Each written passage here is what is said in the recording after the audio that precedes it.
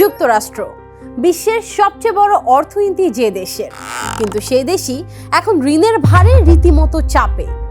এতটাই যে দ্বিতীয় বিশ্বযুদ্ধের পর এই প্রথম দেশটির জাতীয় ঋণ তাদের পুরো অর্থনীতির আকার বা জিডিপিকেও ছাড়িয়ে গেছে। সহজভাবে বললে, যুক্তরাষ্ট্রের এক বছরে যত অর্থনৈতিক উৎপাদন করে তার চেয়েও বেশি ঋণ এখন তাদের ঘাড়ে। কিন্তু প্রশ্ন হলো, এটা কি শুধু যুক্তরাষ্ট্রের জন্য বিপদের সংকেত, নাকি তাদের অর্থনীতি এতটাই বিশাল যে এখন চাইলে তারা এই পরিস্থিতি সামাল দিতে পারবে?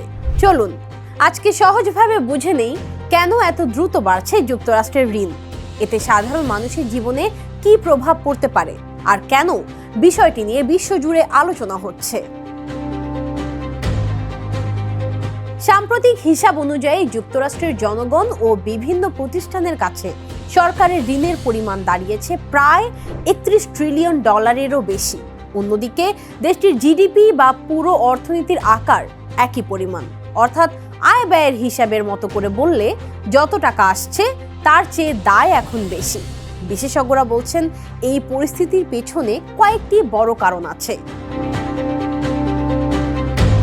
প্রথমত, 2008 সালের বৈশ্বিক অর্থনৈতিক সংকটের পর যুক্তরাষ্ট্র ব্যাপক ঋণ নেয় অর্থনীতি বাঁচাতে। তারপর আসে কোভিড মহামারী। অর্থনীতি সচল রাখতে তখন সরকার ট্রিলিয়ন ডলার খরচ করে। এছাড়া কর কমানো, বয়স্ক জনগোষ্ঠী বৃদ্ধি, মেডিকেয়ার ও সামাজিক নিরাপত্তা খাতে বাড়তি ব্যয়, সব মিলিয়ে ঋণের চাপ আরও বাড়তে থাকে। এখন পরিস্থিতি এমন দাঁড়িয়েছে যে যুক্তরাষ্ট্র সরকার ঋণের সুদ পরিশোধ করতেই যে পরিমাণ অর্থ ব্যয় করছে তার অনেক ক্ষেত্রেই প্রতিরক্ষা বা স্বাস্থ্য খাতের ব্যয়ের থেকেও বেশি। ভাবুন একবার, আপনার মাসিক আয়ের বড় অংশ যদি শুধু পুরনো ঋণের কিস্তি দিতেই চলে যায়, তাহলে নতুন খরচ সামলানো কতটা কঠিন হয়ে পড়ে। বিশেষজ্ঞরা বলছেন, যুক্তরাষ্ট্র এখন অনেকটা সেই চাপে পড়েছে। তাহলে কি যুক্তরাষ্ট্রের অর্থনীতি সংকটে পড়তে যাচ্ছে? এখানেই মতভেদ আছে।